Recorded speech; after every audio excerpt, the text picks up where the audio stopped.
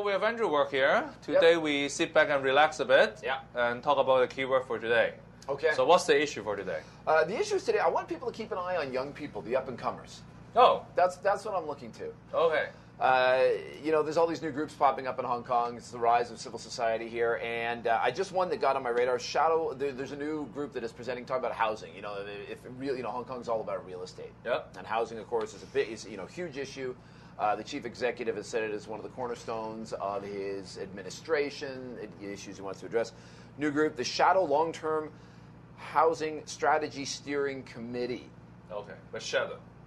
This is the shadow. This is the shadow. Yeah, the shadow's key. Yeah.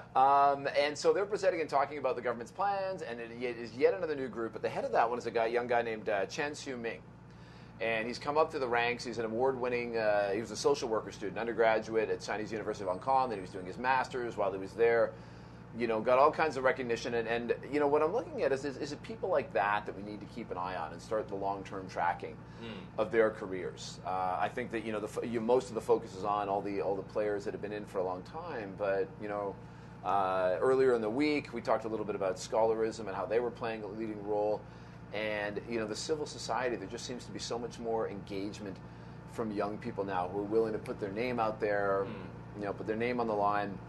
And so I think it's interesting people to watch, and it's a bit of a generational change as well. Sometimes when I talk to older politicians about the growth of political parties, they say, well, people don't like to put their names down. They don't want to join a political party in case the list gets out and it hurts their employment prospects, or, they have these very vague fears that they think that people don't want to put their names on. But I think the younger generation's different. Yeah, that's I think true. They're going to be more interested in saying, no, I want my name down. I want to show what I believe in. Yeah, but I like the word shadow. I'll pick that as the keyword for today. We talk about the silent majority. So those may be the people who live in shadow. Yeah. But now you see the younger generation is coming out of the shadow. And the way they come out of shadow is that they form shadow institutions. Yes, yeah. Yeah, how interesting. They come out of the shadow by forming different types of shadow, like this shadow housing strategic committee. Shadow Long-Term Housing Strategy Steering Committee. Yeah, and one of the bigger failure or the bigger disappointment amongst the pan-Democrats is that they never be able to agree on a shadow cabinet. I mean, there are just too many people say that the pan-Democrats should form a shadow cabinet. Yeah. At least they can show that they have the ability to govern. Yeah. They can have antithesis. They can have alternative proposal. Yeah. They can have the plan B. And now universal suffrage for the chief executive is coming up. Yeah. They still don't have a shadow cabinet. So, which means it can be easily interpreted as they don't want to be part of the administration in the shorter term or in the medium term. They just want to oppose or turn down things. I mean, they may not think that way, but the fact that they never been able to form a shadow cabinet actually attracts criticism like this. I mean, what do you think about a shadow cabinet? Yeah, I think resources to put together a shadow cabinet, you need people who are full-time, and you need enough of them. And I think right now, the government is just so big. With knowledge and expertise.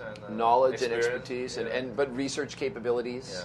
Yeah. When you see shadow cabinets in other places, the opposition parties are quite well established. The politicians are all full-time. They have access to significant resources, whereas here, each of our Democratic parties has like 5 people, 3 or 4 people. It's hard to put together a cabinet that would be not exactly on par, but even close to what the government resources.